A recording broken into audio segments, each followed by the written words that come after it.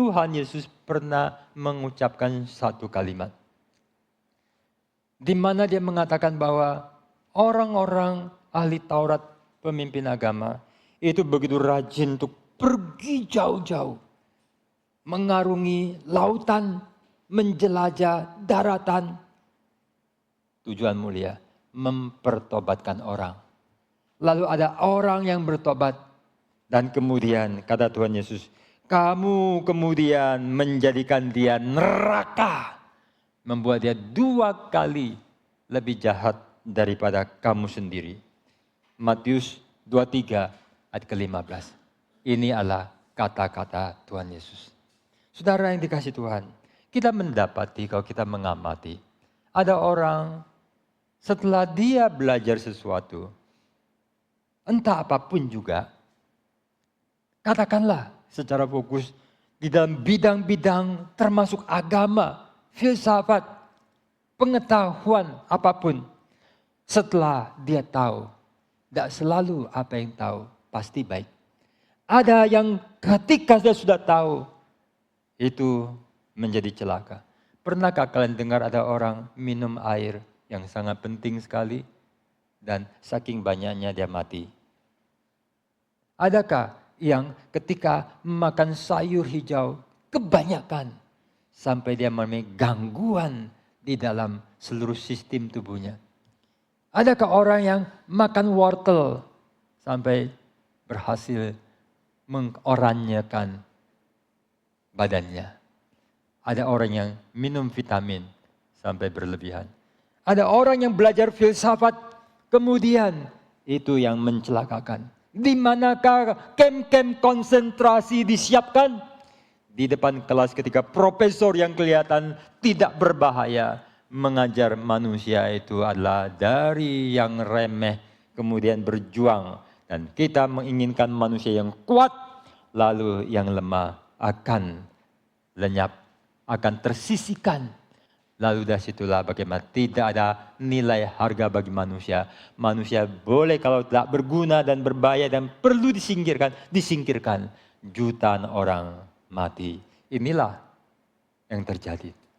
Ada orang yang setelah belajar agama, dia lebih jahat daripada sebelum dia belajar agama. Kita melihat inilah satu realita yang sangat harus membuat kita wanti-wanti. Karena itu pengajaran dan pembimbingan dan keimanan, keagamaan, kerohanian atau apapun perlu prinsip kehati-hatian. Perlu bijaksana.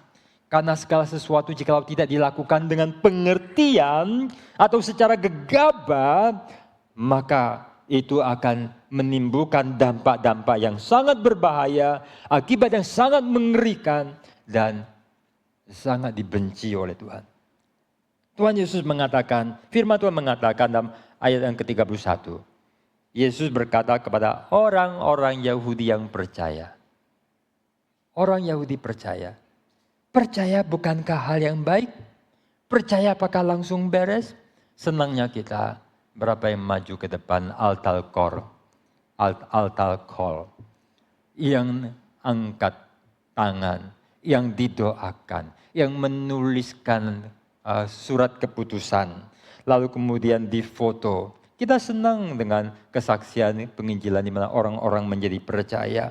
Saudara, ketika orang dikatakan mereka orang Yahudi yang percaya setelah dengarkan Tuhan Yesus mengucapkan satu kata, yaitu bahwa jikalau kamu tidak tinggal tetap dalam aku. Kalau kamu tinggal di dalam aku, kamu muridku. Kamu akan mengetahui kebenaran. Kebenaran akan memerdekakan kamu. Berarti mereka yang telah percaya belum selesai, belum beres. Dan buktinya nanti akan berakhir dengan diskusi ini, berakhir dengan bagaimana orang mau melempari Yesus, merajam Tuhan Yesus.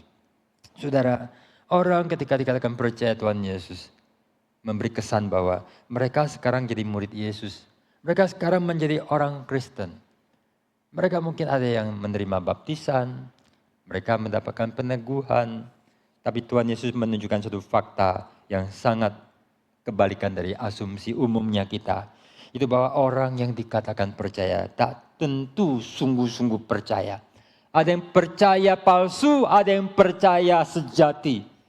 Maka Tuhan Yesus mengucapkan kata, jikalau kamu tinggal tetap dalam firman-Ku, ya, abide in me, ya, abide in my word, ya, kamu baru benar-benarlah murid-Ku. Artinya saudara, perlu ada sesuatu kondisi tinggal di dalam. Bukan sekedar percaya, mengaku, angkat tangan. Atau satu saat mereka rajin menjadi orang Kristen dan melayani. Bukankah sebagian suatu saat meninggalkan, bahkan ada mantan-mantan pendeta yang jadi ateis. Siapapun bisa berubah. Maka betapa pentingnya kita itu dibangun dengan dasar yang kokoh, yang teruji.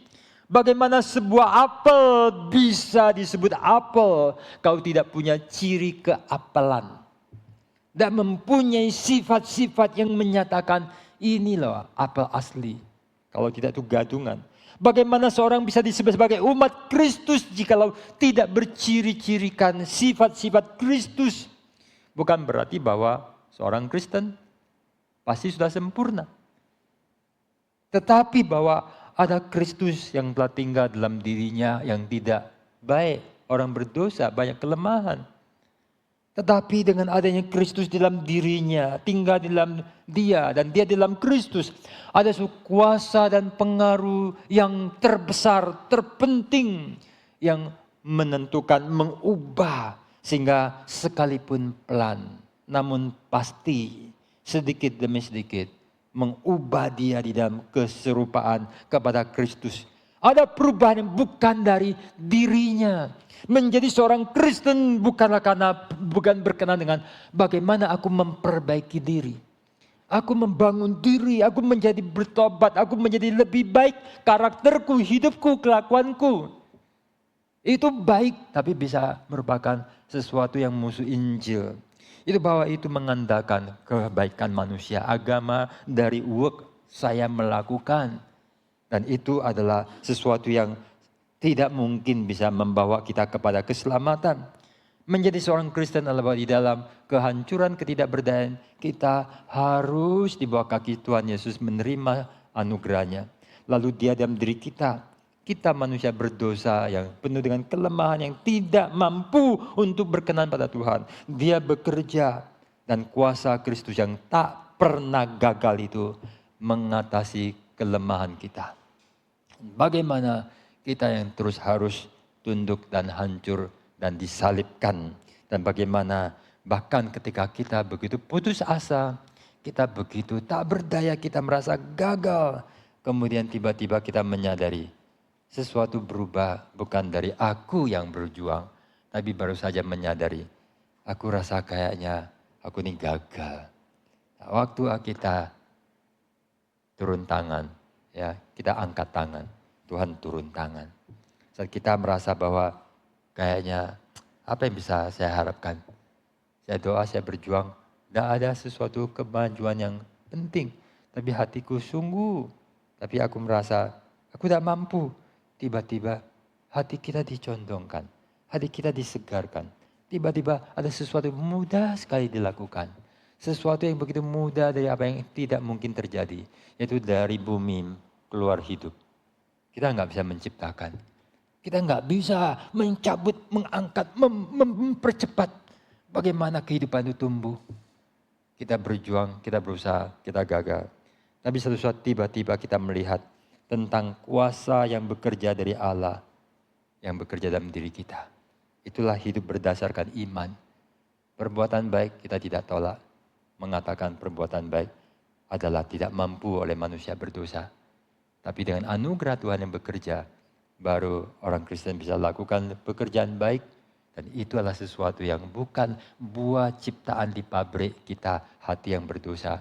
Tapi buah yang mengalir dari Tuhan, dari Roh Kudus, dan bekerja dalam diri kita. Inilah manusia baru. Tuhan Yesus mengatakan, jikalau kamu tinggal tetap dalam firman-Ku, kamu benar-benar murid-Ku. Saudara, apa yang Tuhan Yesus katakan berikutnya, dan kamu akan mengetahui kebenaran, dan kebenaran itu akan memerdekakan kamu. Saudara, ayat 31 dan 32 bisa memberi kepada kita satu rujukan atau sesuatu pemahaman tentang prinsip reform yang sangat kuat. Jiwa yang melekat kepada Tuhan adalah apa yang mendahului pengertian. Bukan berarti bahwa kita menolak pengetahuan dan pengertian. Tetapi orang yang berusaha untuk dengan pengertiannya sendiri, kepintarannya dan menjadi hakim yang mengadili seperti di Taman Eden. Hawa mau melakukan riset, pertimbangan dan mengadili. Tuhan punya firman atau iblis ular punya firman yang benar dan aku akan mengadili. Disitulah kematian. Nah, itu secara epistemologi, secara posisi itu keliru. Manusia tidak bisa menyangkal kemanusiaan manusia. Man-ness, kemanusiaan. Semua manusia apa adanya. Yang di dalam tatanan realita adalah bahwa ada Allah, ada manusia. Manusia dari Tuhan, manusia tidak pernah mandiri, tidak bisa bergantung pada diri. Selalu dan tidak pernah tidak bergantung sama Tuhan. Maka saudara, manusia harus belajar bahwa bukan dari dirinya yang sempurna, punya pengertian, pengetahuan, kehebatan, etika, kerohanian yang mencapai satu keunggulan yang kemudian nanti dia jadi Allah dan tidak perlu Allah. Kalau ada Allah, Allah pun bukanlah Allah yang dia hormati, tapi satu sifat-sifat agama yang sangat alamiah, yang sangat kafir, yang sangat ateisme, karena sesungguhnya dia itulah Allah itu sendiri. Tetapi pengertian itu bukannya tidak penting. Pengertian itu penting, kita harus belajar lebih mendalam, lebih teliti, dan lebih komprehensif dari segala apapun. Supaya kita bisa mengerti, tetapi bukan dari kita belajar kita mengerti. Orang yang bisa mengerti seringkali dahului anugerah.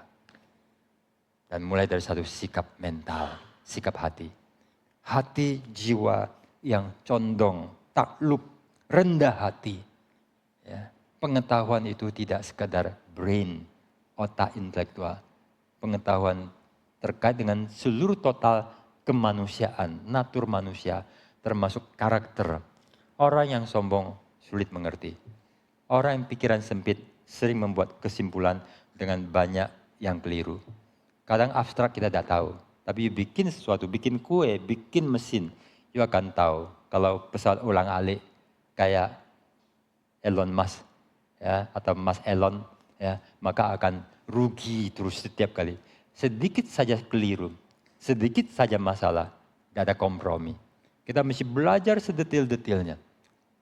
Dan kemudian orang yang pintar akan mengakui bahwa setelah dia belajar banyak, pengetahuanku sangat terbatas. Saya mesti kejar untuk mendapatkan pengetahuan sebaik mungkin, sekomprehensif mungkin, lebih dalam dari orang paling pintar di seluruh muka bumi. Yang makin kita kecil pengetahuan, makin sombong dan makin bahaya. Makin orang belajar, menyadari kebesaran pengetahuan dan keterbatasan, dan hanya kita harus sampai pada kesimpulan, I need God. Ada suatu keterbatasan yang sebagai manusia terbatas, tidak bisa mencapai, dan orang pintar menyadari keterbatasan dan maha bijaksana Tuhan untuk dia boleh bersimpu di bawah kaki Tuhan. Pengetahuan perlu kerendahan hati, perlu satu sikap condong, bukan kepada setan, tapi kepada Tuhan. Disitulah ya, kamu abide in me, maka kamu murid. Maka kamu akan tahu, dan pengetahuan kebenaran itu akan memerdekakan kamu. Tinggal tetap dalam Kristus, berasosiasi dengan belajar firman, belajar dengan satu attitude karakter kerendahan hati, dan dengan ketaatan. Nah, ini yang membawa kepada kebenaran. Cara pikir yang non-reform, non-iman Kristen yang saleh, akan terjerumus, terpengaruh oleh satu jiwa dari non-Kristen, dari Yunani, dari dunia sekuler, di mana pengetahuan dipisahkan dari karakter, dari attitude, dari iman, dari kerohanian. Pada semua orang adalah orang beragama, termasuk evolusionisme. Dia sangat percaya. Ateisme itu sangat beragama dalam ketidakpercayaannya kepada Allah, atau percaya kepada ketiadaan Allahnya. Dan oleh karena itu kita tidak boleh tertipu dalam kecerobohan dan kemudian jatuh dalam kekeliruan yang begitu parah. Kita belajar untuk taat, untuk dengan rendah hati menerima apa yang begitu besar yang hanya Tuhan yang berikan. Dan dimulai dengan memberikan bagi kita satu hati yang taat, yang condong kepada Dia. Dengan demikian kita bisa mengetahui kebenaran. Yang kebenaran adalah sesuatu yang kita cari tidak pernah selesai. Tapi ada suatu kebenaran yang melampaui, yang Tuhan wahyukan. Dan disitulah kita berjumpa dengan kebenaran yang begitu besar, kebenaran Allah. Dan kebenaran hal yang paling penting dalam keterbatasan pikiran kita untuk belajar. Yang tidak mungkin kita bisa tahu, Tuhan pisahkan dan Tuhan kasih yang kita sangat butuhkan. Seperti anak bayi, dikasih oleh orang tua hal yang paling penting. Yang lain begitu banyak, miliaran, triliunan fakta, tidak perlu. Tapi apa yang dibutuhkan sudah diberikan. Allah tidak mungkin kita komprehensif kenal. Tapi Dia mau kita kenal dan Dia memberitahu apa yang kita butuh tahu. Dan itulah yang setelah orang belajar paling banyak pun kalah dengan bayi-bayi. Karena Matius 11 ayat 25 sampai 27. Tuhan Yesus mengatakan, terpujilah Tuhan. Orang pintar tidak paham, bayi-bayi Tuhan kasih pengetahuan. Dengan demikian, orang yang belajar dari Tuhan, diajar Tuhan, dia bukan hanya tahu kebenaran, tapi juga bijaksana. Dan juga yang di dalamnya mengandung anugerah. Yang membuat dia bukan hanya tahu, tapi mengalami anugerah, kemerdekaan, kemenangan, dan keselamatan. Ini harus terus saya ulang. Supaya kita boleh dibalikkan kepada semacam epistemologi kerohanian. Pengetahuan menurut apa yang seharusnya dari Alkitab. Jangan kemudian terseret dalam cara berpikir dunia atau filsafat Yunani. Dunia sekuler yang membuat kita nanti kering. Hanya kita terjebak dan kita belajar sesuatu yang abstrak dan kosong. Karena orang-orang saleh seperti John Calvin dan orang-orang hebat dan bijaksana. Mereka tidak bisa digeser oleh sejarah. Mereka jelas melihat pengetahuannya adalah pengetahuan untuk kerohanian, untuk kesalehan. Dan mereka memiliki epistemologi yang sangat kuat, sangat baik, sangat sempurna, hampir sulit untuk digeser oleh sejarah. Karena mereka mempunyai bijaksana yang datang dari Tuhan. Saudara, inilah doktrin pengetahuan Kristen yang sangat penting. Yang dari situlah kemudian kita ingat apa yang Tuhan Yesus katakan. Inilah hidup kekal, yaitu bahwa mereka mengenal Engkau, satu-satunya Allah yang benar dan mengenal Yesus Kristus. Bagaimana orang yang mengenal bisa selamat? Pasti bukan kenal biasa. Yang kita tahu dalam pengalaman hiduplah, orang yang kenal bukan kenal seorang perempuan atau seorang laki, lalu tetap bujang dan terus susah. Ya. Pernah seorang hamba Tuhan cerita, rumahnya bersebelahan sama belakang-belakangan sama seorang bujang lapuk, bapak-bapak bujang. Yang bapak-bapak bujang ternyata bocor rahasia. Dia banyak kegelisahan dan mencarut-carut. Dan itulah keluar. Ada orang rindu untuk berkeluarga. Ada kerinduan yang tidak pernah dipuaskan. Ada orang kenal dan orang itu baik. Hanya kenal, tidak pernah melamar, tidak pernah kawin. Bukan begitu. Begitu Tuhan kenal nama kita, Dia cinta kita, Dia selamatkan kita. Begitu kita kenal Tuhan, berarti kita diselamatkan. Dan kita memiliki relasi yang baik dengan Dia. Inilah cara pikir pengetahuan, pengertian rohani, epistemologi rohani. Yang tidak boleh kita dikacaukan oleh apa yang oleh dunia ilmu. Memilah, mengkotak-kotak manusia di dalam rasio perasaan. Dan perasaan goyang-goyang, tidak ada dasar. Mesti rigid, pikiran tajam. Tidak, ini semua bukan demikian. Kita harus kembali pada konsep Alkitab yang benar. Ayat yang ke-33, maka terjadilah protes. Ucapan Tuhan Yesus itu bagi mereka yang tajam, mereka merasa ucapan Tuhan Yesus itu menyinggung mereka. Dan mereka mengatakan, kami keturunan Abraham, kami tidak pernah diperbudak. Kami tidak butuh untuk dimerdekakan. Kira-kira demikian. Saudara, mereka itu mengatakan, kami keturunan Abraham, kami orang merdeka. Mereka pernah diperbudak. Ya. Tapi mereka nggak mengakui. Tapi mereka mau mengatakan bahwa mereka adalah orang merdeka. Ya, orang yang dipilih sebagai bangsa yang terpilih. Tetapi kemudian ayat 34-38 adalah jawaban Tuhan Yesus. Maka Tuhan Yesus merespon protes mereka dengan mengatakan, kamu keliru. Ya. Karena sesungguhnya semua orang berdosa. Dan semua orang yang berdosa adalah melakukan dosa yang memperhamba. Hanya Yesus satu-satunya yang tidak pernah diperhamba oleh dosa.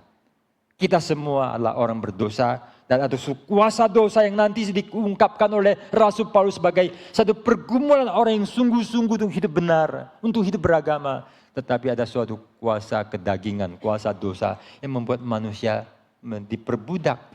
Nah, sesungguhnya inilah kondisi manusia. Ya, bahwa sesungguhnya kamu keliru.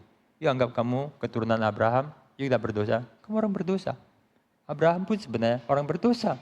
Abraham butuh juru selamat. Maka ayat 35 Tuhan Yesus mengatakan sesuatu dua kondisi yang kita nggak akan bahas banyak, hanya singgung saja. Yaitu apa? Ada dua kondisi yang berbeda antara hamba dan anak. Budak tidak tinggal dalam rumah, anak tinggal dalam rumah. Nah, kita tidak akan banyak bicara ini. Anak dan budak beda. Kita tidak membahas. Kita lanjut. Ayat 37, kita lompat ayat 36, nanti kita akan kembali ke 36. Yesus menjawab mereka bahwa menjawab klaim mereka. Kalian mengatakan bahwa kalian adalah anak Abraham, keturunan Abraham. Aku tidak menyangka. Tapi kamu adalah keturunan bukan rohani. Hanya garis keturunan. Tidak ada yang menyangka. Kalian adalah bangsa Israel. Abraham, Ishak, Yakub. Dan seterusnya. Tetapi kalau Abraham seorang beriman, kalau aku datang, dia akan menyambut. Kamu tidak lakukan itu. Kamu bukan anak Abraham secara rohani. Saudara, ada beberapa alasan di mana jelas klaim mereka itu keliru. Satu, kamu berusaha aku. Abraham tidak lakukan itu. Abraham senang kalau aku datang, dia kepingin. Dia adalah seorang yang melambai-lambai dari jauh harapan tentang keturunan yang diberkati, membawa berkat. Tentang satu keturunan yang banyak dan dia mati sebagai seorang tua yang hanya punya anak, mungkin punya cucu. Tapi yang bintang-bintang enggak. Dia melihat ke depan keturunan yang banyak. Tapi dari seluruh keturunan ada satu yang paling diharapkan. Abraham senang melihat aku. Tetapi yang kalian lakukan bukan yang dilakukan oleh Abraham. Abraham orang berdosa, tapi dia bertobat, dia beriman. Dan dia menyambut aku, ingin memandang dan menerima aku. Tapi kalian tidak. Yang kedua, firmanku tidak beroleh tempat di dalam diri kamu. Kalian tidak bisa nyantol. Kalau boleh dibilang gembala, kalian tuh domba yang dengernya bukan gembala. Tapi pencuri dan penggarong. Yang ketiga, yang kamu lakukan hendak membunuh aku. Kamu dengerin siapa sih? Saya dengerin Bapakku. Yesus adalah Allah. Waktu dia sebagai inkarnasi, dia menyatakan ketika aku inkarnasi, aku dengarkan Bapakku. Seperti inilah kamu yang ngikutin aku dan umatku harus seperti itu dalam inkarnasinya. Tetapi kalian tidak. Kalian mau membunuh aku karena you dengarkan petunjuk yang kamu taati. Siapakah Bapakmu? Bapakmu bukan Allah. Bapak kamu adalah iblis. Nah saudara, inilah yang Tuhan Yesus menunjukkan bahwa mereka itu sangat keliru klaim mereka. Lalu ayat 36 kita kembali. Dan di sini ada suatu pernyataan yang sangat penting, penegasan.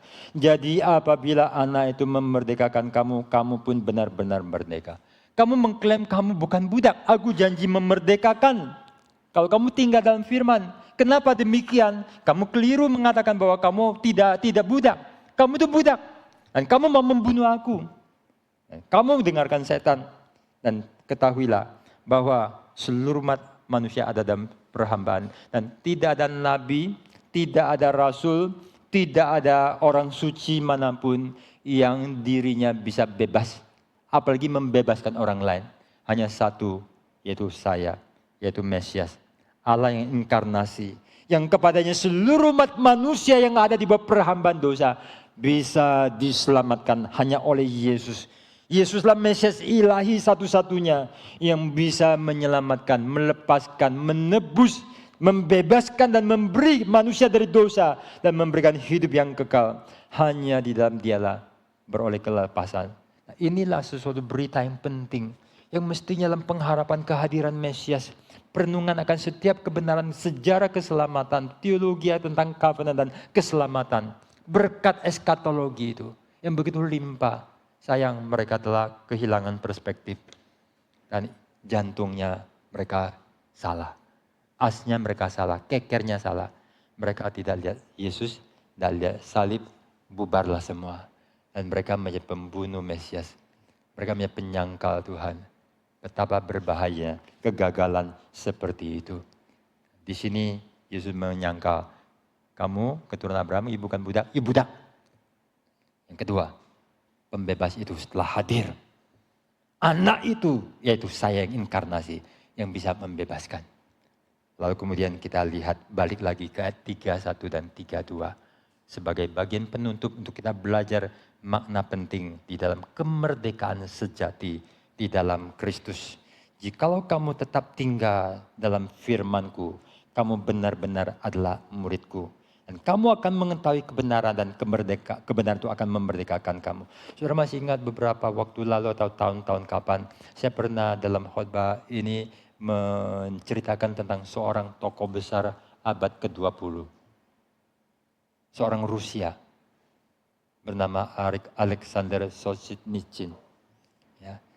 Pemuda ini adalah penganut orang komunisme. Dia setuju partai, tapi satu saat dalam ketidakpuasannya dia ngomel. Di daerah-daerah komunisme, you mimpi, you mikir pun kalau di Korea Utara you bisa mati. Tidak boleh sembarangan ngomong. Nah waktu dia ngeluh tentang apa yang tidak beres, itu banyak mata-mata. Itu suka lapor-lapor. Di daerah-daerah demikian, gak kayak di Amerika, you bisa hujat siapa. You baru ngomong sama seorang temanmu, itu akan sampai kepada kantor penting. Lalu diciduk. Lihat betapa bahayanya daerah-daerah komunisme. Lalu kemudian dia dikirim ke tempat kerja paksa. Tempat yang dingin sekali. Di Rusia ada yang terkenal dengan namanya gulag. Tempat kerja paksa. Dan dia tuliskan, orang ini satu saat menuliskan satu buku gulag. Yang gede, panjang lebar, cerita-cerita. Tapi ada yang cuma diringkas menjadi satu buku saja. Satunya pernah diterjemahkan ke dalam bahasa Indonesia, cerita-cerita, dan orang ini orang hebat. Nah di sana dia itu tukang dibawa kerja paksa. Dia sangat susah, ya, hidup di kerja paksa tidak enak. Tapi satu saat dia sakit. Kemudian ditemukan dia punya kanker usus. You bisa bayangkan orang hidupnya ada harapan tidak? Itu orang ini bahagia atau tidak? Udah sakit, sengsara, terbuang, dibawa kerja paksa, gak ada masa depan di tempat yang sangat dingin. Ya, sebagian mungkin akan mati. Nah di situ orang tuh saling keker-keker dan saling untuk menghajar, melaporkan. Mereka dapat kredit, berbahaya sekali. Dan jangan ada macam-macam, yang berani lapor, besoknya dia akan mati. Ya. Lalu kemudian ada seorang dokter yang melihat dia, merawat dia. Nah dokter ini mengoperasi dia. Tidak banyak bicara, hanya bicara tentang Yesus. Ya. Tapi kemudian dokter ini yang ketika melihat Solzhenitsyn Alexander ini ada perlakuan-perlakuan tidak baik. Ketika ada pasien yang mau dibantu, tapi ada yang memusuhi. Ada yang berani untuk kayak unjuk gigi atau belain. Besoknya mungkin kepalanya hancur. Nah, dokter ini merasa bahwa aku terpanggil untuk jadi manusia. Tapi dengan resiko, kalau aku tidak pinter-pinter untuk tutup mata lah, orang mau ngapain aja, ini semua setan, dia akan selamat. Tapi ketika dia sebagai orang Kristen, harus bersaksi, harus hidup dengan hati nurani. Dia lakukan apa yang baik. Dan ketika dia operasi, dia kasih pesan singkat tentang Yesus. Besoknya kepalanya hancur sudah. Dia gak bisa tidur, gak boleh tidur, harus berjaga-jaga, tetap mati. Ya, lalu dikubur. Tapi benih ini telah memberi dia sesuatu hal. Lalu dia menggumulkan, dia mempelajari Alkitab yang kecil. Kemudian dia menjadi dibukakan. Dia kesaksian daripada dokter tersebut. Akhirnya dia mendapatkan suatu kebenaran. Dan dia mendapatkan sesuatu pengharapan. Di tengah kehidupan yang begitu susah, di tengah penderitaan, masa depan yang gelap, dia mendapatkan suatu kepastian keselamatan. Kebenaran memerdekakan dia. Kenapa dokter itu berani? Karena dia sudah mendapatkan sesuatu keyakinan. Walaupun gentar, tapi itu membuat dia jadi berani. Dan dia kemudian mendapatkan inspirasi, dia mempelajari. Tuhan melindungi sehingga dia tidak mati. Dia bisa sembuh, dia berproses, dia seorang yang kemudian menjadi sastrawan, dan dia menyimpan tulisan, dan dia mempelajari, dan kemudian dia telah memiliki satu kebebasan jiwa, yang kalau mati dia siap. Dan kalau tidak, apa yang dia bisa lakukan? Komunisme itu begitu suram, begitu bahaya. Semua dunia komunisme itu begitu mengerikan. Manusia itu semua yang namanya komrad-komrad, teman-teman itu disikat. Termasuk di Cina. Teman-teman orang kedua daripada Mao Zedong, orang siapa-siapa itu semua sikat menyikat. Orang di Rusia, Stalin semua itu disikat-sikat. Tidak ada yang bisa tenang. Dan dia mendapatkan sesuatu pegangan keselamatan. Lalu kemudian dia tidak mati. Dia belajar. Dan menemukan satu kebenaran. Dan membuat dia itu mendapatkan suatu kekuatan. Dan orang ini tidak punya apa-apa. Dia seorang sastrawan, dia nulis. Tapi dia punya satu kalimat yang terkenal. Satu kata kebenaran. Menggoncang seluruh dunia. Merubah seluruh dunia. Dan dia temukan kebenaran di dalam Tuhan. Dan dia menjalankan. Itu menggegerkan pondasi-pondasi daripada komunisme. Sehingga suatu saat di masa Gorbachev itu Uni Soviet itu runtuh. Dan dia itu kemudian pergi. Jadi usir, dia itu pergi keluar.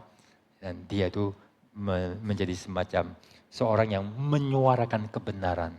Dan meretakkan, menggoyahkan akan pondasi-pondasi akan komunisme. Inilah seorang yang mendapatkan kebenaran dalam Kristus dan memerdekakan dan siap untuk hidup atau mati. Dan hidup walaupun di tengah kesulitan, dia mendapatkan suatu kebahagiaan. Ada situasi yang dia nggak bisa rubah, yaitu penderitaan, orang jahat. Tapi tak bisa merebut jiwanya yang boleh ada teduh, kekuatan. Kita mungkin akan mengalami sakit, problem, dunia bergolak. Ada banyak hal kita tidak bisa rubah. Anda nggak bisa apa-apa. Orang yang dalam kondisi politik, dikena rasial, kena masalah macam-macam. Ada kondisi tertentu kita nggak bisa rubah apa-apa. Tapi damai sejahtera yang diberi oleh Tuhan. Kuatkanlah hatimu, aku telah mengalahkan dunia. Ini yang membuat orang-orang yang mendapatkan kebenaran dalam Tuhan. Mereka telah diselamatkan, jiwa mereka telah terjamin. Dan mereka mendapatkan keteduhan. Dan ketika Tuhan panggil, mereka siap, mereka senang.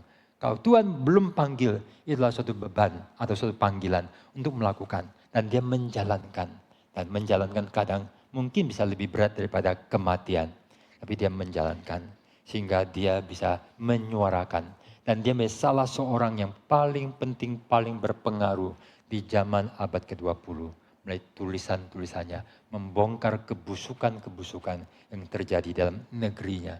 Nah, waktu dia ke Amerika, suatu negara yang begitu memberi kebebasan, dia juga melihat kebusukan, keretakan, kebahayaan yang di dalam kemewahan, kebebasan. Di situ ada kerusakan-kerusakan yang waktu dia ceramah, dia kritik keras dan membuat orang Amerika juga tidak senang. Dia menyuarakan suara kebenaran. Saudara, kamu akan mengetahui kebenaran dan kebenaran itu akan memerdekakan kamu. Kebenaran kita temukan dalam keselamatan dalam Tuhan yang membuat banyak orang di tengah kesulitan mereka dapatkan sejahtera. Dalam sakit sejahtera, dalam susah sejahtera. Karena jiwa mereka telah tersimpan aman. Saudara, kadang ketika kunjungin orang sakit, operasi saya tanya, ada asuransi enggak? Oh puji Tuhan, tercover semua. Saudara senang ya kalau kita operasi banyak, itu kadang itu bisa ratusan juta loh. Ya, sudah tercover, senang. Saudara kalau misalnya ada asuransi, tapi sakit. Kalau ada asuransi yang kalau kita sakit, ada asuransi. Dan asuransi bukan cover biaya, cover sehat, pasti sembuh. Mau beli enggak? Ya. Ada orang bayar asuransi, kalau enggak sakit, aduh kok rugi ya. Apakah kita mau sakit? Juga bodoh. Ya terpaksa lebih baik jangan sakit. Tapi kalau misalnya sakit, lalu uang biaya tercover, tapi tak sembuh. Ada nggak asuransi yang mengcover bukan biaya, tapi pasti sembuh? Adakah yang jual asuransi itu aku mau beli? Kalau sakit pasti sembuh. Tuhan Yesus memberikan satu asuransi. Bukan biaya untuk dioperasi. Pasti selamat. Pasti waras. Pasti terjamin. Ini membuat satu sejahtera yang besar. Dan kalau Tuhan belum panggil, kita ada kekuatan menjalankan hidup dan melakukan bagian. Dan itulah kadang mereka dalam sesuatu kondisi ditekan, diancam, tapi tidak bisa meruntuhkan. Dan itu memberi mereka kebahagiaan yang menaklukkan orang-orang yang jahat. Kenapa ya ada orang Kristen itu begitu bersinar? Membuat mereka jealous. Dan di dalam kejahatan tambah benci, tambah marah. Bukan karena kita, tapi karena mereka tertusuk oleh kesaksian yang mulia dan mereka tidak punya. Inilah yang menjadi bara api yang membuat dunia diterangi dan kegelapan itu diusir. Kamu akan mengetahui kebenaran dan kebenaran akan memerdekakan kamu. Kepada mereka yang percaya, Tuhan bertanya. Dan kemudian mereka gugur. Saya ngomong-ngomong sama seorang yang di kantin. Ngomong-ngomong Injil. Dia mau terima Tuhan. Kaget aku. Saya masih ingat gimana kagetnya saya. Kok orang mau terima Injil gak cepat-cepat doa. Saya justru kaget. Ya. Lalu kemudian kalau kamu tidak ada bantuan, kamu masih susah, masih miskin, kamu mau percaya Tuhan enggak? Kaget dia. Giliran satu-satu. Ya. Dia yang kaget. Baru kemudian saya injili lagi. Akhirnya dia mau terima Tuhan. Gak tahu sungguh atau tidak, aku gak tahu. Mungkin malu kalau tak jadi terima Tuhan. Tapi paling tidak saya telah lakukan tugas saya untuk ini loh ikut Tuhan. Bukan berarti segalanya lancar. Paling tidak semoga. Dan aku gak pernah ketemu dia lagi. Dia itu bersungguh-sungguh. Saudara, orang yang menerima Injil ketika menghadapi tantangan. Apakah mereka tetap bersungguh-sungguh. Ketika kita menerima kebenaran, kita hidup di dalamnya. Baru kemudian ada suatu kuasa yang bekerja. Banyak orang dibaptis tak jelas, ikut katekisasi tak jelas, menjadi seorang Kristen tak jelas. Kondisi terlalu mudah, yang mereka cari itu lain-lain. Tetapi Tuhan Yesus menantang, abide in my word. Menerima firman, menjalani, menerima. Ketika dalam susah, ada orang-orang dalam hidupnya susah, banyak air mata. Abide in me, in my word. Bertahan, bertekun, pegang firman. Dalam hati saya memikirkan ketika mempersiapkan itu. Mereka dengan air mata pegang Yesus. Itulah orang Kristen. Sampai suatu saat mereka merasakan Tuhan memberi mereka kemenangan. Tuhan memberi mereka kemuliaan. Karena mereka berpegang pada Tuhan. Di tengah kesulitan dan tantangan. Mereka benar-benar hadir Kristus menolong dalam hidup yang hancur-hancur. Dalam kesedihan-kesedihan, kesusahan air mata yang orang tidak bisa mengerti. Kepedihan jiwa manusia yang tidak bisa dihibur. Dan disitulah Kristus hadir. Dan kita merasa susah, kita mungkin ngomel sama Tuhan, maafkan kata-kata ini. Tapi kemudian kita takluk, bagaimana aku bisa ngomel sama Engkau Tuhan. Aku susah, aku sakit, aku sedih. Tapi aku tahu Engkau so good, Engkau begitu mengasihi. Dan aku menemukan bahagia dalam Engkau. Sesuatu perubahan terjadi. Lalu kemudian anugerah Tuhan bekerja. Pengenalan Tuhan bekerja. Satu saat orang-orang yang di lembah air mata. Orang dalam lembah kesusahan. Dalam kenistaan. Dalam rasa malu. Kegagalan. Keluarga hancur. Anak-anak yang melihat keluarga mereka. Dan memberi mereka harapan. Mereka malu. Mereka gak seperti orang lain. Satu saat Tuhan akan membangkitkan orang-orang demikian menjadi pahlawan-pahlawan. Orang-orang yang melihat Tuhan bekerja. Tuhan membentuk karakter, Tuhan membentuk hidup, Tuhan membangun satu kemuliaan, satu kelimpahan manusia yang diberkati. Ini yang tidak bisa dibuat oleh dunia. Ada kekayaan jiwa. Ada orang tertentu jiwanya kaya sekali. Karakternya kaya sekali. Hidupnya kaya sekali. Mereka inilah pahlawan dunia. Dunia diberkati oleh ini. Orang-orang yang telah diubah Tuhan. Di dalam sengsara, dalam neraka, Tuhan pungut ketika Injil Tuhan datang, mereka bersinar. Dan dunia jadi bersinar. Karena sinar Tuhan bekerja melalui dia. Beda dengan mereka yang percaya. Begitu ngomong-ngomong dengan Tuhan Yesus, satu saat mereka akan melempari dia. Tidak pernah berguna. Di keluarga tidak berguna, dalam gereja tidak berguna, di masyarakat tidak berguna. Karena mereka tidak abide in my word, never truly believe in Jesus. Nah, inilah yang harus kita pelajari. Dan bagi mereka yang bersetia, Tuhan bekerja dan kau sangat bahagia.